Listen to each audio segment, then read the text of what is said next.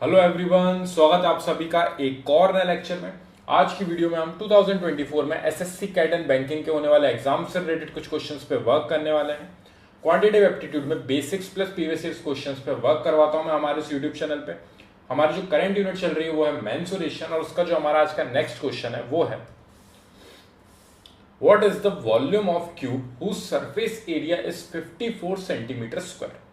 सो हमारे को surface area given दे रखा है 54 सेंटीमीटर स्क्वायर, जिसको हम यहाँ पे मेंशन कर लेते हैं सॉल्यूशन में सबसे पहले। ठीक है, सो हमें सरफेस एरिया गिवन दे रखा है वो है 54 सेंटीमीटर स्क्वायर।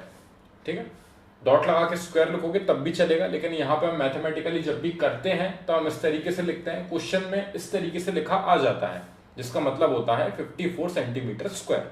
ठीक है, what is the volume, volume find करना है, लेकिन उस वॉल्यूम तक पहुंचने के लिए हमें सबसे पहले जो चीज चाहिए वो है वॉल्यूम का फॉर्मूला, जो कि हमारा होता है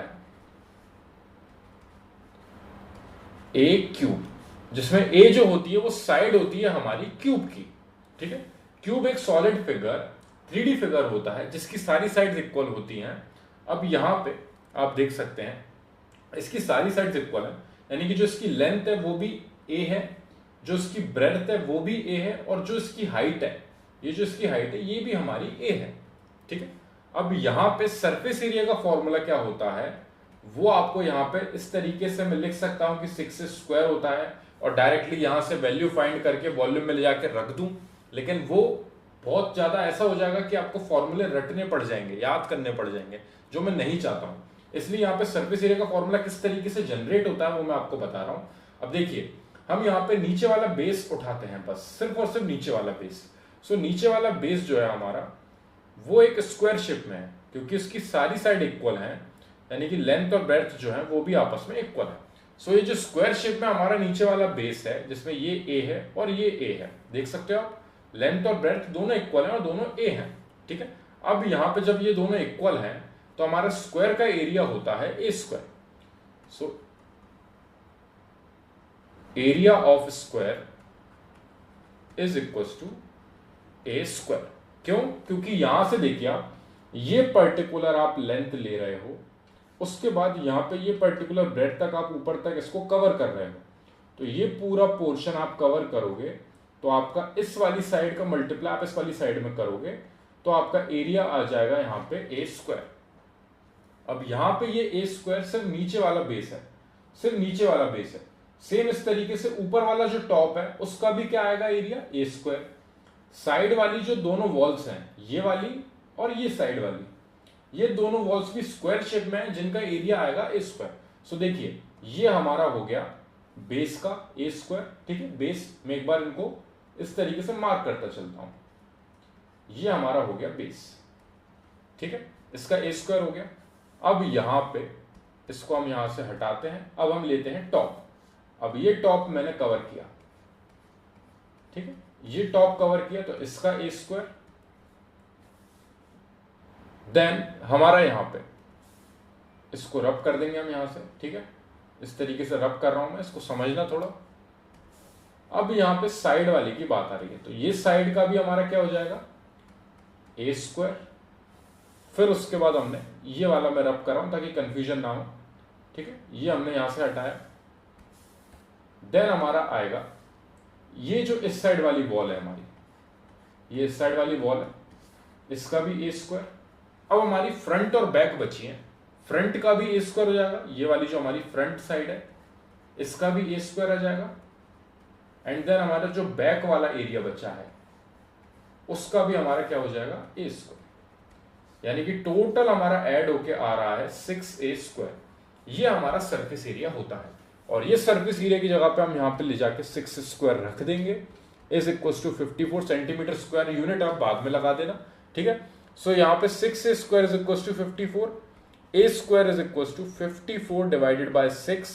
ये 6 जहां पे a स्क्वायर के साथ मल्टीप्लाई में था उस साइड जाके डिवाइड में जाएगा। 6 से 54 कैंसिल आउट हुआ 9 टाइम्स, यहाँ पे डिवाइड हो चुका है, यानी कि a square is equal to 9, a is equal to 9 आएगा हमारा अंडर रूट के अंदर, यानी कि अंडर रूट बोल सकते हो, स्क्वायर रूट बोल सकते हो। a is equal to 3 centimetre आ जाएगी आपकी ए की, यानी कि साइड की आपकी लेंथ आ चुकी है 3 सेंटीमीटर। अब याद रखना, जब भी आप अंडर रूट में से वैल्यू फाइंड आती है आपकी, तो वो प्लस माइनस दोनों में आती है। सो प्लस माइनस 3 दोनों आंसर आपके सही होते हैं जब आप अंडर रूट से कोई भी वैल्यू निकालते हो। लेकिन यहां पे देखिए, पहले तो मैं ये बताता हूं प्लस माइनस की 3 कैसे सही होती है, क्योंकि प्लस 3 का अगर आप स्क्वायर करोगे, सो प्लस 3 का मल्टीप्लाई प्लस 3 में करोगे तो आपको मिलेगा 9। लेकिन अगर आप -3 का स्क्वायर करोगे तब भी आपको -3 मल्टीप्लाई बाय -3, इसमें माइनस से माइनस कैंसिल आउट हो जाएगा, तब भी आपको रिजल्ट मिलेगा 9। तो यहां पे आप देख सकते हो कि कोई भी चेंजेस नहीं हो रहे हैं, चाहे +3 का स्क्वायर हो चाहे -3 का स्क्वायर हो, रिजल्ट आपको 9 मिल रहा है। इसलिए स्क्वायर रूट में से 9 जो है वो जब बाहर आएगा तो प्लस माइनस का 3 आपका आंसर होगा। लेकिन माइनस का आंसर हमेशा रिजेक्ट होगा हमारा मेंसुरेशन यूनिट में, क्योंकि माइनस की वैल्यू हमारी यहाँ पे कंसीडर नहीं हो सकती, क्योंकि यहाँ पे हम साइड फाइंड कर रहे हैं। तो किसी एक पॉइंट से दूसरे पॉइंट तक की अगर हम लेंथ फाइंड कर रहे हैं तो वो कभी भी आपकी नेगेटिव नहीं हो सकती, हमेशा पॉजिटिव होगी वो वैल्यू। ठीक है, सो यहाँ पे पॉजिटिव आंसर हमारा +3 है, तो साइड आ गई हमारी +3। वॉल्यूम का फॉर्मूला a³ होता है। क्यों? क्योंकि देखिए, आप ये बेस कवर कर रहे हो, जब भी आप बेस कवर करते हो तो इस साइड का इस साइड में मल्टीप्लाई किया, आपने इन दोनों साइड्स का मल्टीप्लाई किया, लेकिन आप उस एक पर्टिकुलर हाइट तक पूरा इसको कवर कर रहे हो। सो यहां से यहां तक की जो आपने हाइट है कवर करी है, ये तो आपका बेस है। जिस फ्लोर पे आप भरना शुरू करोगे कोई भी लिक्विड या फिर कोई भी सॉलिड चीज आप इसमें फिल करोगे, सो यहां पे हमने सबसे पहले तो ये बेस कवर करा। सो इस साइड का इस साइड में मल्टीप्लिकेशन है, a इंटू ए हो गया, यानी कि a²।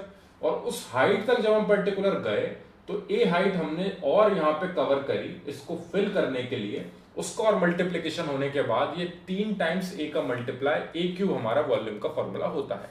जैसे यहाँ पे एरिया ऑफ स्क्वायर a², क्योंकि आप यहाँ पे सिर्फ और सिर्फ स्क्वायर को कवर करते तो आपका a² लगता, लेकिन जैसे ही आपका ये हाइट और आ गई यहाँ पे तो ये आपका 3D फिगर हो गया, और 3D फिगर को फिल करने के लिए इन तीनों साइड्स का मल्टीप्लिकेशन यानी कि आपका a³ वॉल्यूम का फॉर्मूला होता है।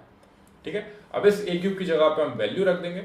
सो यहाँ पे वॉल्यूम हमारा आ जाएगा, volume is equals to a³। a की वैल्यू हमारी 3 आई है, 3 का क्यूब करेंगे हम तो हमें मिलेगा 27। 3 का 3 टाइम्स मल्टीप्लिकेशन, 3 3 9, 9 3 27 सेंटीमीटर क्यूब। अब याद रखना, ये जो 3 सेंटीमीटर है इसमें ये सेंटीमीटर जो है उसका भी क्यूब होगा, यानी कि 3 सेंटीमीटर का आप क्यूब करोगे तो यहां पे आएगा 27, और ये सेंटीमीटर क्यूब आपका पीछे यूनिट आएगी, क्योंकि 3 है यहाँ पे। इसको मैं और अच्छे से सिंप्लीफाई करके लिखता हूं, ये आपकी जो आपका a³ है उसमें आपका एक a यहाँ पे आ गया, multiply by second a multiply by third a, तीनों साइड का मल्टीप्लीकेशन। ठीक है, सो यहाँ पे ये सेंटीमीटर आपके मल्टीप्लाई होके आपको सेंटीमीटर क्यूब देंगे, और यहाँ पे ये आएगा आपका 27। इस तरीके से यूनिट भी इंपॉर्टेंट है। वॉल्यूम की यूनिट हमेशा सेंटीमीटर क्यूब या मीटर क्यूब में रहेगी। एरिया हमारा सेंटीमीटर स्क्वायर में आता है, और जब भी हम साइड फाइंड करते हैं वो हमारी सिंगल यूनिट यानी कि सेंटीमीटर में होती है। आई होप ये क्वेश्चन मैं आपको समझा पाया हूं। देखिए, मैं डायरेक्टली आपको ये क्वेश्चन सॉल्व कर सकता था कि ये 6a² इक्वल्स टू 54 लिख के मैं यहाँ पे a डायरेक्टली 3 निकाल देता, उस a को ले जाके यहाँ रख के मैं 27 सेंटीमीटर क्यूब लिख देता। लेकिन बात वही है कि इस तरीके से क्वेश्चन में सॉल्व नहीं करवाता हूं, मैं आपको जनरेट करना बताता हूं कि ये फॉर्मूला बना किस तरीके से, ताकि आपका बेस कवर हो। अगर आपका बेस स्ट्रांग हो गया तो आप इन सारे क्वेश्चंस को बहुत इजीली कवर कर सकते हो। बस आपको इसकी प्रैक्टिस करनी है, जिसके कारण आप सिर्फ पहली स्टेप में ये लिखोगे, सेकंड थर्ड स्टेप में आपकी a आएगी, a जैसी आई आपकी साइड आई, वॉल्यूम के फॉर्मूले में लिखोगे आप। 3 का क्यूब करना बहुत ईजी है, 27 होगा, डायरेक्टली आंसर आप टिक कर सकोगे। 20 से 30 सेकंड के अंदर आपका ये क्वेश्चन सॉल्व हो जाएगा। सो आई होप मैं क्वेश्चन आपको समझा पाया हूं। कोई भी डाउट है अगर इसमें तो कमेंट सेक्शन में जरूर डिस्क्राइब करना, ताकि मैं उसको पहले सॉल्व कर सकूं और फिर हम नेक्स्ट क्वेश्चन पे बढ़ सकें। Thank you very much for watching this video.